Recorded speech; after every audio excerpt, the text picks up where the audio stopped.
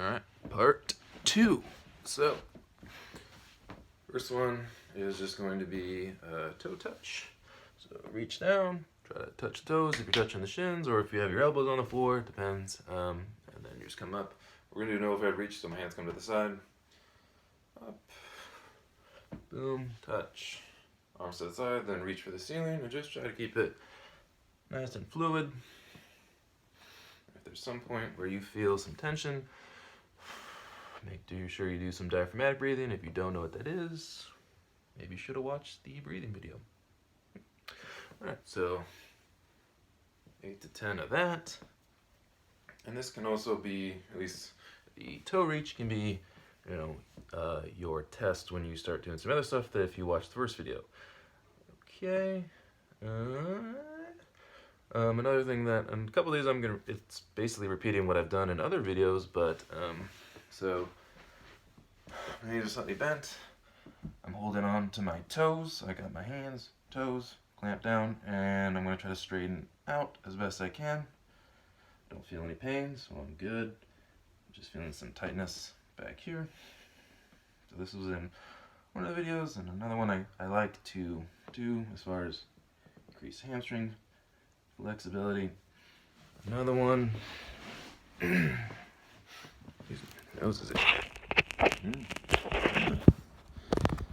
is the leg pump. So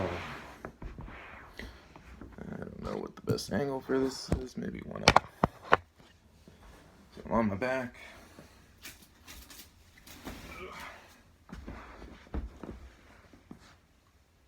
Grab my hamstring.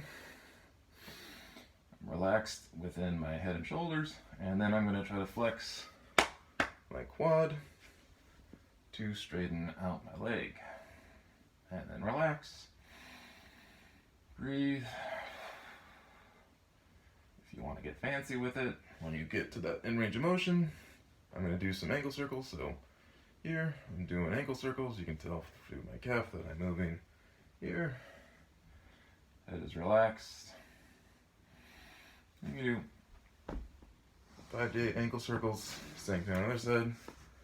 Pump. Should feel a stretch back here.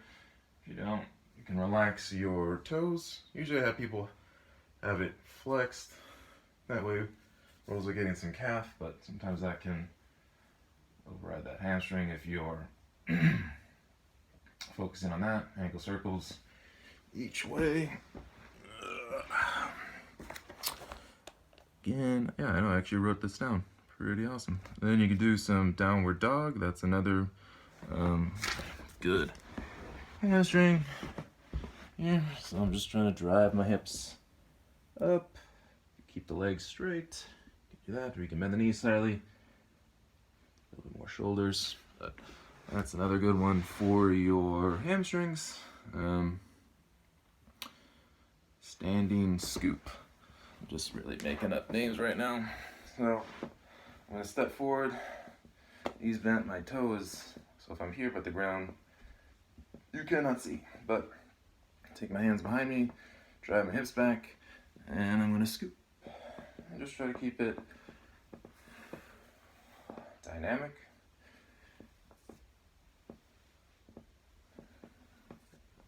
I feel like I need some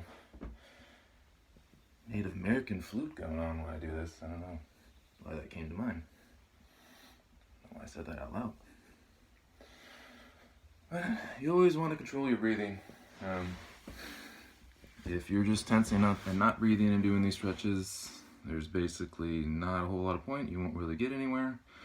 So, toe touch, adding some overhead reach just because, why not? You're already doing it. It's going to help you improve elsewhere, which can help you improve where you want it to be, like I kind of discussed in the first video. Okay.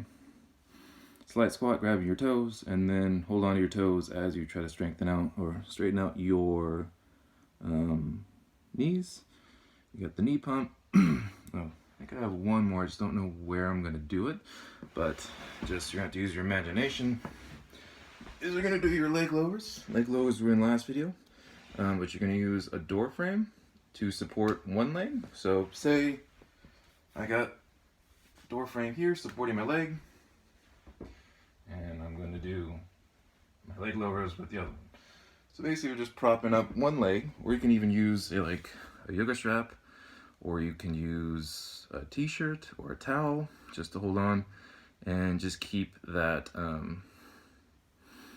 that off leg, or the not moving leg, supported. And what you want to think about as this leg goes down, you want to pull this leg back. So it's not just focusing on the one that's moving, you're actually focusing, especially if you want to get hamstring mobility, you want to focus on the one that is not moving. So as you lower one leg, you're focusing on pulling this guy back. You're basically pulling them apart as far as you can.